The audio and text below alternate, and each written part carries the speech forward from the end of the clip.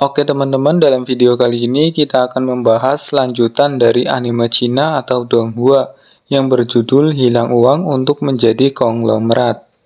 Bagi kalian yang belum menonton video part satunya, silakan kunjungi playlist pada channel saya ini. Oke, langsung saja kita bahas ke ceritanya. Piekian memulai pertemuan dengan calon asistennya di sebuah kafe untuk mengobrol singkat. Melihatnya yang cantik dan penurut, sesuai kriteria yang MC kita cari, ia pun diterima kerja dengannya. Mereka segera menuju hotel terbesar di negaranya untuk menyewa sebuah tempat untuk mendirikan perusahaan baru MC kita.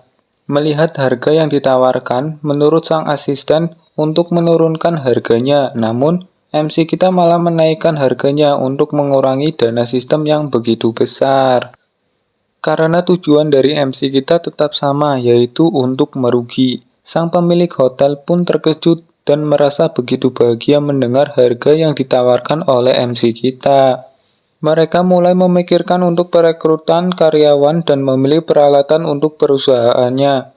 MC kita mengajukan anggaran yang begitu besar pada sistem untuk kebutuhan alat perusahaan. Namun, tiba-tiba sistem muncul untuk memberi peringatan. MC kita langsung menurunkan anggaran tersebut, tapi masih terdeteksi pemborosan. Ia pun menurunkan pengajuan anggarannya lagi agar tidak menerima hukuman dari sistem tersebut. Sang asisten mulai mengatur ruangan dan kebutuhan perusahaan dari anggaran yang diberikan oleh MC kita. MC kita pun mendapat beberapa baju baru dari anggaran itu. Ia pun mulai berpikir licik untuk mengambil beberapa anggaran untuk kepentingannya dengan dalih kepentingan perusahaan. Setelah itu, MC kita mencari Boshu, sang gamer sejati di kota tersebut, yang berprofesi sebagai tukang joki game. MC kita berniat merekrut sebagai karyawan perusahaannya. Ia menemui Boshu dalam warnet dan meminta untuk bergabung dengan perusahaannya, dengan iming-iming untuk menciptakan game yang diinginkannya dan gaji yang begitu sangat besar yang akan ia dapatkan. Boshu tertarik akan hal tersebut karena semua game yang ia mainkan sudah membosankan. Ia ingin mengubah plot game dengan keinginannya sendiri. Ia langsung menyetujui untuk bergabung dalam perusahaan Tengda milik MC kita. Boshu menangis gembira karena mendapatkan pekerjaan yang layak untuknya dan mendapatkan uang muka untuk gajinya. Saat tiba di kantor, MC kita hendak mewawancarai calon karyawan lainnya. Ia bertemu seseorang saat hendak menaiki lift kantor. Orang tersebut hendak wawancara untuk melawar pada perusahaan Tengda. Tak disangka, ia bertemu seniornya di satu perusahaan tempat ia bekerja sekarang. Orang tersebut diremehkan oleh seniornya karena ia hanya anak magang dan tak tahu apa-apa. MC kita berkata pada orang itu bahwa seniornya tidak akan diterima di perusahaan Tengda. Orang itu pun menjawab, kalau seniornya saja tidak bisa diterima, bagaimana dengan saya nantinya? MC kita berada di dalam lift bersama orang tersebut. Saat menuju ruang kantor, staf penerima menyambut MC kita dengan menyebut presidir. Orang yang bersamanya pun terkejut bahwa dia adalah presiden perusahaan yang hendak ia lamar. Saat wawancara di ruang kantor, ia tidak optimis atau merasa insecure karena baru saja bertemu dengannya di dalam lift. Namun tak disangka, Piekian atau presiden perusahaan menerimanya dalam perusahaan Tengda sebagai karyawan. Ia lantas mengajukan gaji sebesar 2.000 yuan. Karena di perusahaan sebelumnya, ia hanya mendapatkan gaji 1.500 yuan, atau setara dengan 3 juta rupiah. Namun, tak disangka MC kita menyebutkan gaji untuknya sebesar 4.000 yuan, atau sekitar 8.800.000 rupiah untuk kerja dalam waktu sebulan. Ia terkejut mendengar besarnya gaji tersebut dan menangis bahagia. Memiliki bos yang sangat perhatian terhadapnya. Selesai wawancara, ada seorang wanita yang sangat ingin bertemu dengan MC kita. Ia adalah Lin Wan, yang pada sebelumnya bertemu dengan MC kita saat sedang ingin mencari asisten untuknya.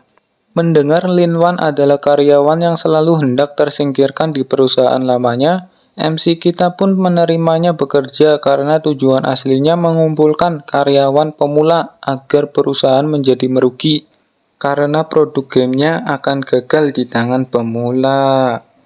Setelah mendapatkan karyawan yang sesuai kriteria MC kita, mulai merancang untuk membuat sebuah game FPS. Dengan perancang dan perencana game tersebut adalah Wang Su dan Bosu yang dipilih oleh MC kita. Kemudian MC kita menjelaskan plot gambaran game yang akan dibuat oleh mereka. Wang Su berkata dengan hal tersebut, mungkin pemain akan bosan dan tidak tertarik dengan game tersebut. Namun, itulah tujuan utama dari MC kita. Dengan kata-kata manis, MC kita mengelabui mereka berdua bahwa game jangan terpaut peraturan, hanya kekreatifan yang akan membuat hal baru yang menyenangkan. Mereka pun mulai membuat game tersebut, dengan diam-diam bekerja lembur dalam kantor karena sebenarnya karyawan Tengda dilarang ada yang untuk melakukan kerja lembur. Boshu mulai merancang alur dalam game tersebut dan membuat tampilan serta efeknya. Ketika melaporkan hasil anggaran pembuatan game tersebut, MC kita menolaknya karena terlalu murah. MC kita ingin meminta agar Boshu tidak menahan anggaran. Ia bebas membuat desain game sesuai hati tanpa memikirkan harganya. Mereka berdua terus melakukan lembur untuk memenuhi kriteria game yang terbaik. Kemudian MC kita mengajak karyawannya untuk bertukar pikir dengan perusahaan ternama di kota tersebut. Perusahaan itu hendak mengeluarkan game FPS sama seperti perusahaan Tengda, dan tanggal rilisnya juga sama. MC kita merasa senang dengan begitu, kesempatannya untuk merugi menjadi bertambah besar. Setelah menyelesaikan game tersebut, MC kita membuat perayaan kecil dengan memberikan kartu belanja tiap orang untuk dihabiskan dalam sebuah mall besar. Para karyawan membeli barang-barang yang mereka inginkan, yang hanya sahabat MC kita yang memiliki IQ rendah membeli sejumlah casing handphone sebanyak keranjang belanja. Semua diambil tanpa tersisa. Boshu dan Wang Su mendapatkan apresiasi karena telah menyelesaikan game tersebut. Boshu dihadiahkan tiket wisata untuk menjelajahi dunia dan tetap mendapatkan gaji tetap kerja bulanan. Sedangkan Wang Su mendapatkan modal investasi dengan jumlah yang menggiurkan. Setelah perilisan game, sesuai dengan perkataan MC kita, game tersebut sepi pemain dan tidak laku. MC kita merasa senang dan gembira untuk sesaat, sampai Lin Wan diam-diam meminta seorang gamer profesional untuk mempromosikan game tersebut, yang akhirnya menjadi viral dengan jutaan pemain yang mengunduhnya. Harapan MC kita pun putus untuk dapat merugi, seperti pada game-game sebelumnya yang ia buat. Game FPS kali ini malah lebih terkenal dari sebelumnya. Selanjutnya, dengan bertambahnya modal, MC kita kembali membuat game dengan judul menjadi bos perusahaan game yang menceritakan dirinya. Namun, dengan sedikit bumbu untuk menjatuhkan para perusahaan pembuat game yang hanya memikirkan keuntungan tanpa memikirkan pemainnya. Setelah game tersebut diluncurkan, MC kita meminta blogger yang dulu mereview game mobilnya sebagai game sampah untuk kembali mereview game barunya tersebut. Namun, blogger tersebut diminta untuk mengungkapkan kalimat bagus dan indah sebagai game yang terbaik. Karena blogger tersebut hanya fokus dengan tema-tema untuk mereview game sampah, MC kita hendak balas dendam dengannya karena ulahnya dulu MC kita tidak jadi merugi. Awalnya blogger tersebut menolak karena prinsipnya tidak ingin berbohong pada penonton.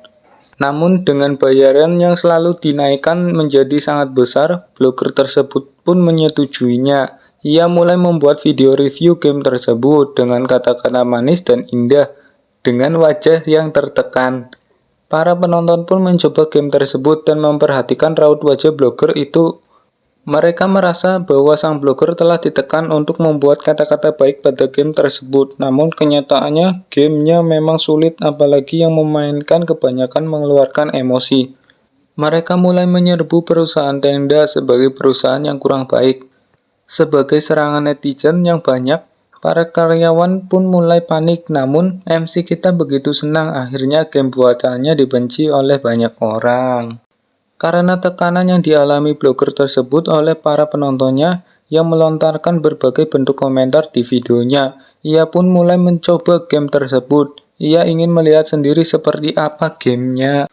Tak disangka saat memainkan game tersebut, blogger itu mengenang masa lalunya yang sama seperti pada alur game tersebut. Ia pun terharu akan game itu dan mengeluarkan air mata penyesalan karena mereview game yang sangat bagus dengan ekspresi yang kurang meyakinkan. Ia kembali membuat video review dengan menyebut bahwa game itu adalah sang mahakarya. Dengan wajah tanpa tekanan namun dengan wajah bahagianya. Akhirnya para netizen tidak lagi menyerangnya dan perusahaan Tengda lagi. Begitu juga para karyawan yang melakukan klarifikasi tentang perusahaan Tengda tersebut. Semua orang terharu dan bahagia mendengarnya. Game itu pun menjadi sebuah mahakarya sesungguhnya.